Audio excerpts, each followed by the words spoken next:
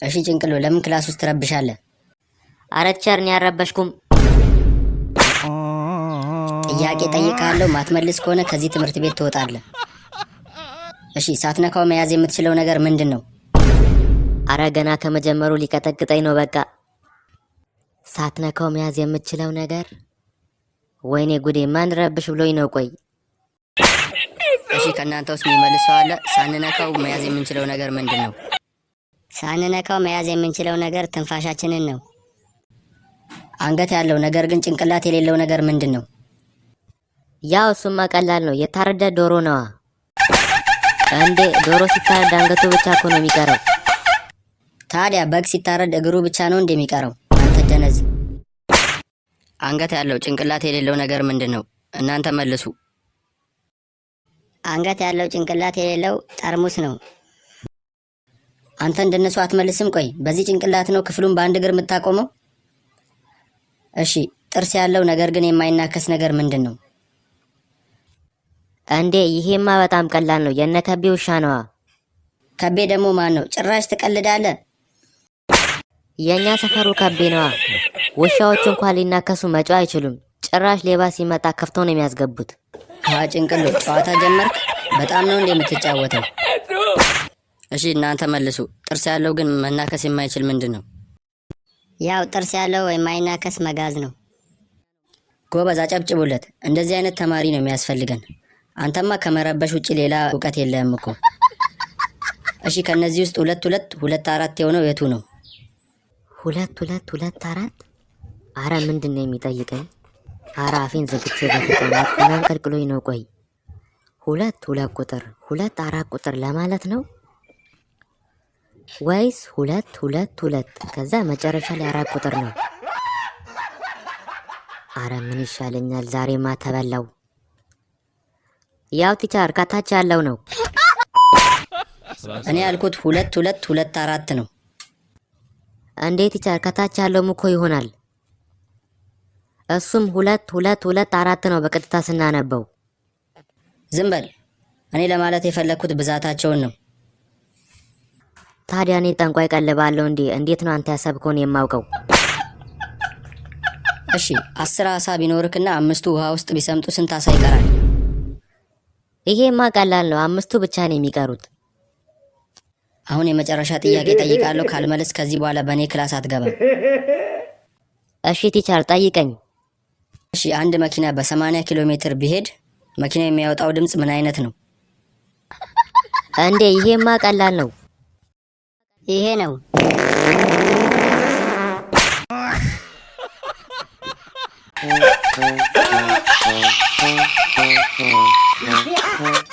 እሺ ተማሪዎች ዛሬ ፕሬዘንቴሽን የሚያቀርብልን ተማሪ አክሊሉ ይሆናል። ሁላችሁም በጸጥታ ተከታተሉት። ቀጥል። ምን አባታ ተጣለ? ቀጥል። እሺ ፈርስት ቴንክ ዩ ፎር ጊቪንግ ዚስ ቻንስ ማይ ኔም ኢዝ አክሊሉ ማይ ፋዘር ኔም ኢዝ በላይ ማይ ማዘር ኔም ኢዝ ሬድ ፋ ቤተሰብ መምሪያ ያለው መሰለው እንደዚህ ዘሩን ይቆጥርልኛል። ወደ ዋና ጉዳይ ግባ። አንደኛ በእንግሊዘኛ ተናገር።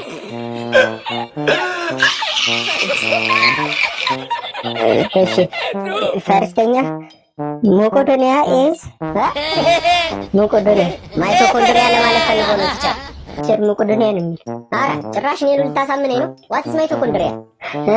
ዋት ኢዝ ማይቶኮንድሪያ? ማይቶኮንድሪያ ኢዝ እሱ ናት። የሆነን እያየህ አውራኝ። እኔ አላውቀውም ቲቸር፣ ዛሬ ነው የሰማሁት ስሙን። እሺ በቃ ተወው፣ እሱን ቀጣይ ናገር።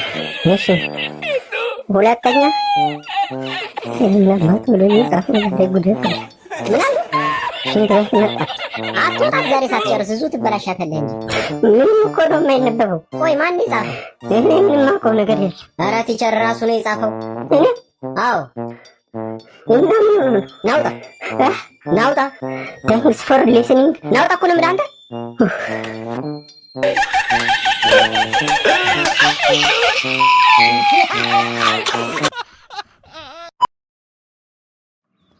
የኔ ልጅ እንዴት ነበር ፈተና? አረ በጣም ያስጠላል አባዬ። እንዴ ምን ነው እንደዛ አንብበክ የለ እንዴ? አዎ ግን ያው ፈተና ላይ አስተማሪ ብቻ ነው የመጣው።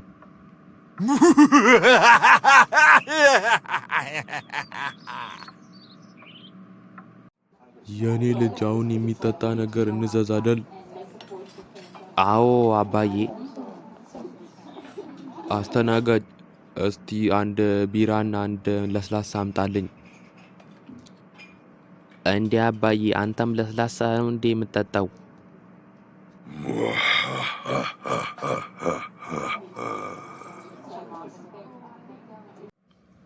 እሺ አቶ ከበደ የምርመራ ውጤት ደርሶኛል። እሺ ዶክተር ምንድነው እስቲ ያዘኝ እስቲ ምንድነው ምርመራው? አዎ ከቤ የምርመራ ውጤት እንደሚያሳይ ከሆነ ጉበት በሽታን ያዘ። እንዴ ዶክተር እንዴት እንዲህ ሊሆን ይችላል? አዎ ያው የጉበት በሽታ የሚይዛቸው ሰዎች ሱስ ያለባቸው ናቸው። እንዴ ዶክተር እኔ እኮ ምንም ሱስ የለብኝም። ግን መጠጥ ትጠጣለህ እንዴ? አዎ ዶክተር ያው ካላስቸገርኩ አንድ ሁለት ብታመጣልኝ ደስ ይለኛል።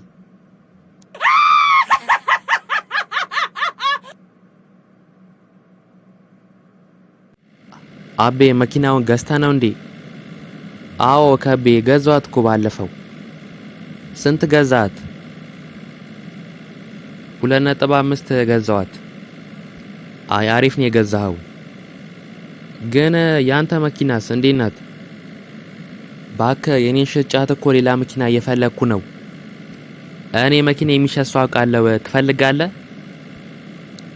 አዎ ግን እስቲ መኪናዋ እንዴት ናት? አረ በጣም ጸዴ መኪና ናት። እና እንዴት ነው ነዳጅ ትበላለች? አረ ለዛ አታስብ፣ ነዳጅ እንኳን ብትበላ ሺህም ይዟት በባዶ ትሄዳለች።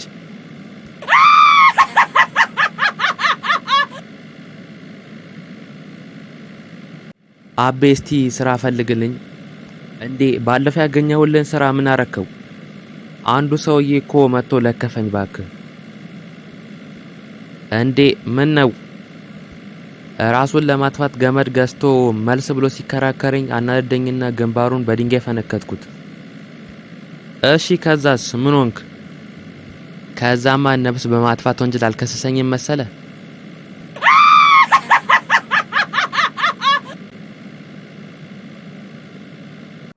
ምን ነው ካቤ ምን ሆነ ነው? ባክህ ማታ ማታ መተኛት አልቻልኩም። እንዴ ምን ነው? ባክህ ታናሽ ወንድሜ ሚሞሪ ውጦብኝ ለሌቱን ሙሉ ሲዘፍንብኝ ነበር።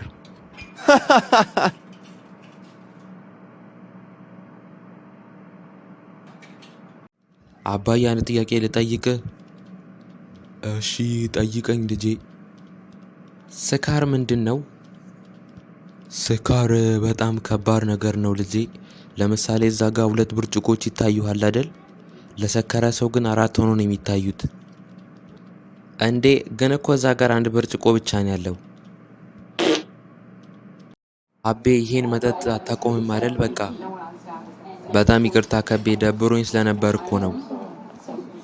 አረ ስንቴ ነው የምነግርህ ይሄ መጠጥ ይቅርብህ ተው። ደሞ ሳልነግርህ ትናንት የጠጣሁት እኮ አይኔን ሁላ ነው ያዘኝ። እንዴት? ማታ ስተኛ ጥቁር መነጽር አድርጌ ነበር እና ስነሳ የጨለመ መስሎኝ ድጋሚ አልተኛው መሰለ።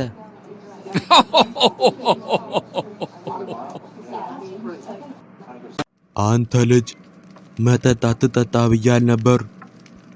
አረ አባዬ ያው ለዛሬ ብቻ እኮ ነው የምጠጣው። ደሞ አረቄ እኮ ነው ምን ችግር አለው? ዋን የሚጎዳው እሱ አይደል እንዴ? እንደው ቻይና ሀገር በተሰራ ጥናት አንድ ትል ላይ አረቄ ሲያስቀምጡ ወዲያኑ ነበር የገደለው። እና ትሉ እንደዛ ከገደለው ደግሞ አንተንም ሊገል ይችላል። እንዴ እንደዛ ከሆነ በጣም አሪፍ ነው። እንደው ሆዴ ውስጥ ያሉትን ትሎች ያጠፋልኛል።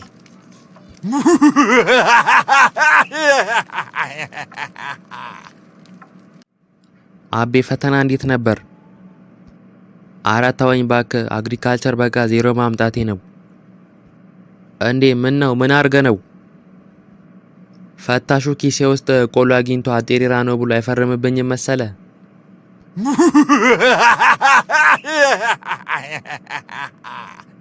አቤ ጠፋ ምን ነው? አዎ እባክህ የሆነች እኮ ስራ ጀምሬ ነው።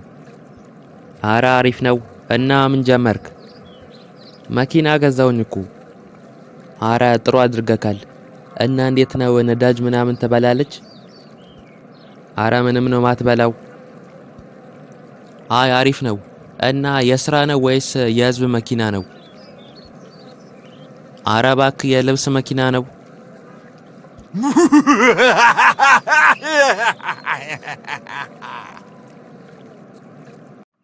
አባዬ 50 ብር ስጠኝ።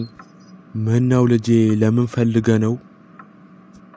ነገ ትምህርት ቤታችን የአስማት ትርኢት አለ እና 50 ብር ነው መግቢያው፣ ለዛ ነው። አይ የኔ ልጅ በ500 ብር ደሞዝ 10 ቤተሰብ ማስተዳደረው እውነተኛ አስማተኛ እኔን አታየኝም? እረ ዶክተር በጣም እያመመኝ ነው፣ ምን ይሻለኛል? እሺ እስቲ ምን እንደሚያደርግ ንገረኝ። ያዞረኛል፣ ያንቀጠቅጠኛል። አረ ዶክተር ማያደርገኝ ነገር የለም። እሺ መድኃኒቱን አዝልሃለሁ፣ እሱን በአግባቡ ትወስዳለህ። እሺ ዶክተር ምንድነው መድኃኒቱ? እሺ መድኃኒቱ ግን ኪኒን ወይም ደግሞ ሽሮፕ አይደለም። ምን ታረጋለህ መሰለ፣ በቀን 3 ስጋና እንቁላል ትበላለህ። እንዴ ዶክተር እኔ በቀን ይሄን መብላት ብችል ለምን እታመማለሁ?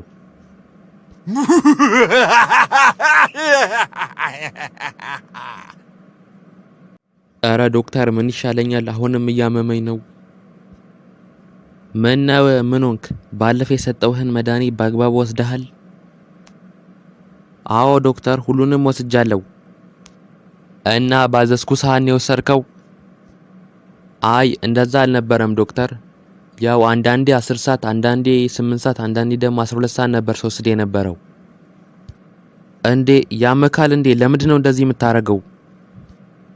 ያው ዶክተር በሽታውን ላደናብሮ ብዬ እኮ ነው።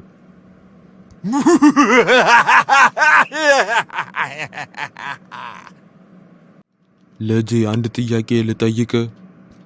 እሺ ጠይቀኝ አባዬ። ከእኔና ከእናትህ ማንን ነው የምትወደው? አረ ሁለታችሁንም ነው አባዬ። እሺ እኔ ካናዳ ብሄድና እናትህ ደግሞ ጣሊያን ብትሄድ የት ነበር የምትመጣው? አይ ጣሊያን ይሄድ ነበር። አሃ እናትህን ነው የምትወደው ማለት ነው። አረ እንደዛ አይደለም። እኔ እኮ ጣሊያን ሀገር በጣም መሄድ ስለምፈልግ ነው። እሺ እኔ ጣሊያን ብሄድና እናትህ ደግሞ ካናዳ ብትሄድ የት ነበር የምትመጣው? ይህ እኮ በጣም ቀላል ነው። ካናዳ ነዋ። አሃ እናትን እንደምትወድ አሁን ገባኝ። አረ እንደዛ ማለት አይደለም። ያው ቅድም እኮ ጣሊያን ስለሄድኩኝ ነው።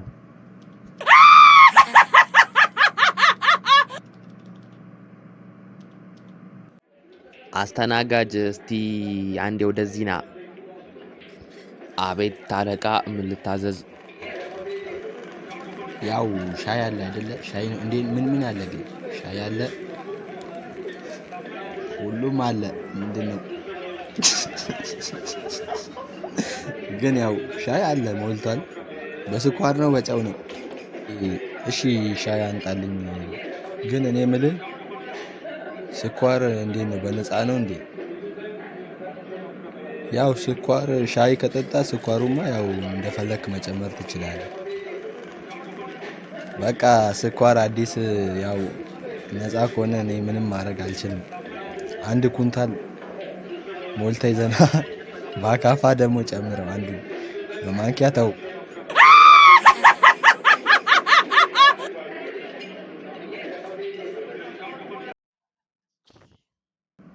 እንዴ ማታማ እርሶ በዚህ እድሜው እንዴት ነው ትምህርት የሚማሩት? እንዴት ነው? ያው ልጄ በጣም በፊት በጣም ጨክል ነበረ፣ ግን ያው በአንዳንድ ሁኔታ በምን ትምህርት ላይ ለመቀጠል አልቻልኩም።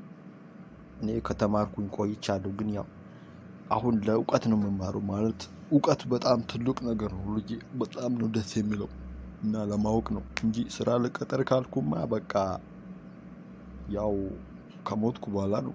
እንግዲህ መቼስ ሲቪል ኢንጂነሪንግ ነው ደግሞ አሁን ከዚህ በኋላ የት ነው ቀጠረው። እኔ በጣም ነው ማዝነው። እንደው ሲቪል ኢንጂነሪንግ ሆኜ እንደዚህ ደግሞ ሼባ ሆኜ የት ነው ምን ይሻለኛል? ያው ጋሽ ለመቀጠር ያው እድሜው ብሄድም ግን ያው ዋናው እውቀት ነው። ግን እኔ የሚለው እንዴት ነው ግን ትምህርቱ እንዴት ቻላችሁት? እኔ አልገባኝም። ያው ልጄ እኔ አውቄ ዛሬ ከሰዓት እዚህ ገብቼ ነው እንጂ ያው የግቢው ዘበኛ እኮ ነኝ። አውቄ ነው።